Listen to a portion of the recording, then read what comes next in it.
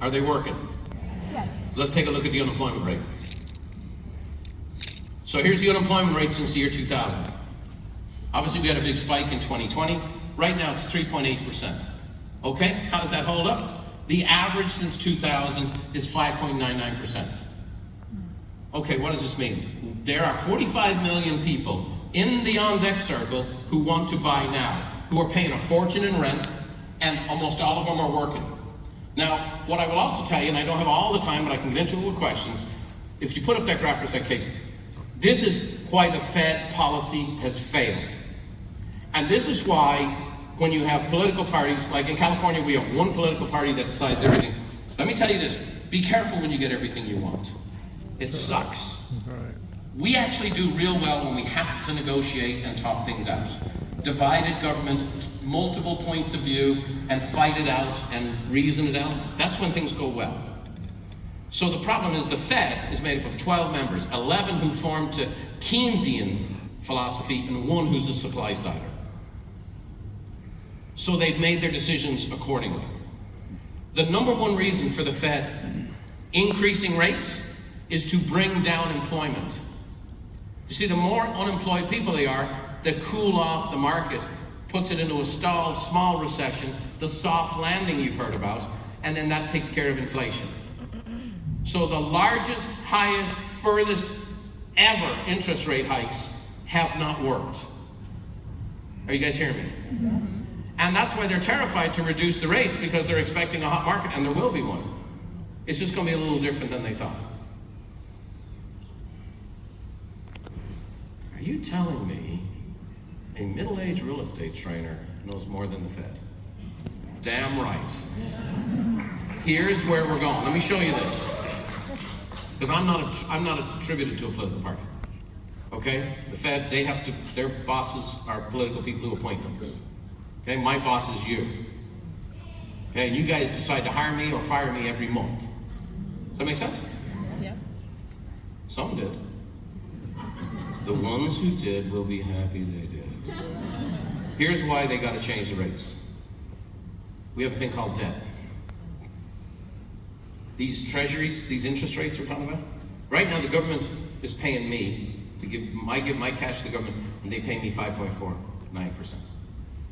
So in the year 2000, our national debt was 5.67 trillion. So we've been around for a couple of hundred years and have managed to roll up $5.67 trillion in debt.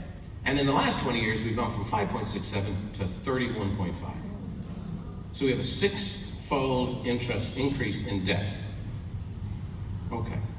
Now, a lot of that debt exists at 0% interest rates, or 0.01, or 0.2. or 0.3. Because remember when the rates were at zero? So the rates were at zero, so the mortgages were at 2. You guys with me?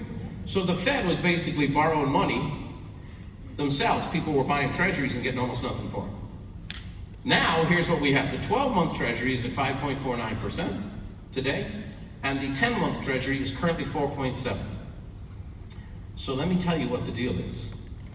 At 4.7%, now that's today's rate. A lot of this debt was built up over time, and what happens is it matures. You can buy, how many of you have treasury bills? Anybody have treasury bills? That means you buy US dollars backed by the US government. It's the best thing in the world.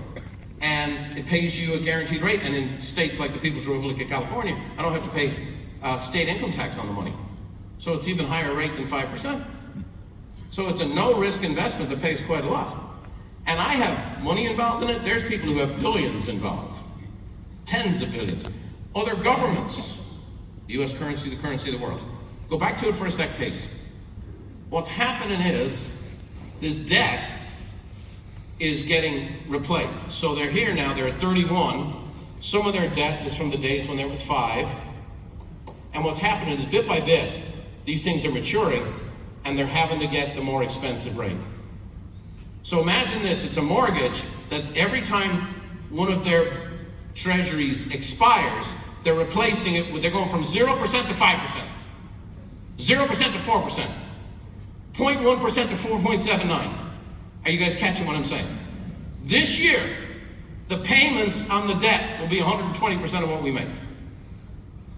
Now, are you ready to, is this all ready to depress yourself? I mean, this is what, we have more information than ever before, and people are the most uneducated we've ever had. And the political narratives and what they talk about and what people vote on is bizarre. So here's what I'm going to tell you. No matter what they say, the rates are untenable and unsustainable for the level of debt we have. Does that make sense? They are going to be forced to reduce the rates. They set the rates that they have to pay. Let me ask you, if you had a choice to control your own debt and you set the rate on the payment you had to make, would you give yourself a break today, Kit Kat?